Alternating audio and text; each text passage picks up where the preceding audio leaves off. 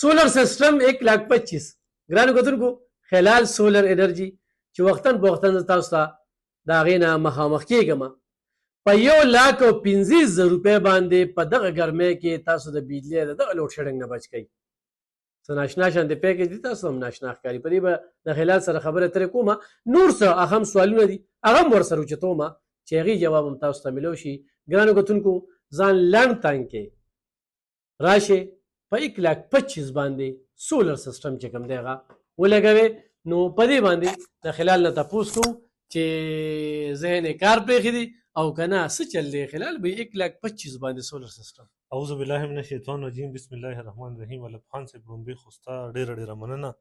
او لومبې دا خبره کوو ستا فاونډیشن ته وختي ریکان ورغلي وو هغه انورټر خراب شوی ماشومان داسې ناست وو نو لومبې به هغه ټیک کوو که ښه دي. صحیح ده جي. بل دا خبره جي چې تاسو ته پته ده ملک کې ماجر وځي ووتېدل اعلانونه مو شو چوزېده نو دا زیات کر کاروبار دغه خلکو مونږ جي لږې سولر چانس کې اخیستې دي. څه کې مو اخیستې دي؟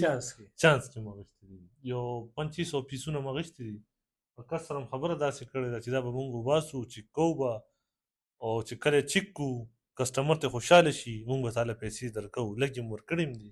دا داسې چل دی مونږ شپږ پینلې لګوو 560 واټ سنګل ګلاس دي 25 ساله وارنټي ده. د سړي نه مې اګریمنټ اخیستی دی هر یو شی مې اخیستی دی هغه ویزه کړې ده واپس پاکستان ته رامغی.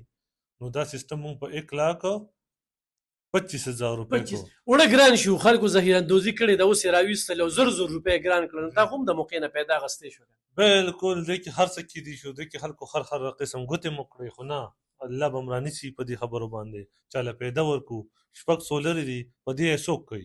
سولر ما خار ځان اخیستی دی اے ګریډ دی سنګل ګلاس دی خو چا ورته بي ګریډ وي زه به ذمهوار یم. امپیر چې 600 واټ سولر 100 امپیر ورکوي زه ایز ا ویډیو ایز ا ریکارډ ویم 13 امپیر به ورکوي هر یو سولر. اوس افغان مهاجرین ځي او د سولر والا خلکو له ویرنټۍ او ګرنټۍ اخیستې دي چې یاره دا دونه میاشتې کلونه د دې به څه کېږي او دې کې تاسو راځئ که نه؟ نه جي الحمدلله مونږ روزګار کړی دی د دې ځای خلکو سره هم کړی دی زمونږ ملګري دي خو پښتانه خلک دي حجرې دي جوماتونه دي جوړ کړي دي هر څه دي. دا هغه خلکو دپاره مسلې ډېر خلک وده دي. زه ټولو عوامو ته ویل غواړم چا نه هم سیسټم کارخانو کې کړي لاړ شئ دوکان وګورئ اسلام آباد کې هم کړي هر ځای هم کړي. د کس معلوماتو کې تاسو له انورټر هایبریډ درکړی دی د 1.5 لاک نه کم شته نه د 1 لاک 2 لاکو 3 لاکو 4 لاکو 5 لاکو د خپل انورټر د وارنټۍ غم وکړئ. غم یې ځکه وکړئ سبا تاسو له فالټ راغی څوک پې ټیک کوي. دا ډېره غټ دا تاسو ډېر ښه تپوس وکړو او دا د ټولو له پکار دي چې د خپل د انورټر وارنټۍ غم وکړي. یوازې انورټر نه دی دې سره سولر لګولی دی سولر 25 سال وارنټي ده. صحیح ډېره زیاته مننه ګرانو کتونکو خبرې اوږدېږي خو دغه نمبر درته وایم 0312 93 56 853 1,25,000 شپږ شیشې دې کې انورټر هم د ګرانو کتونکو بالکل راتلی شي او ستاسو ټینشن ختم د بجلۍ د لوډ شیډنګ دغه چغې سورې ختمې.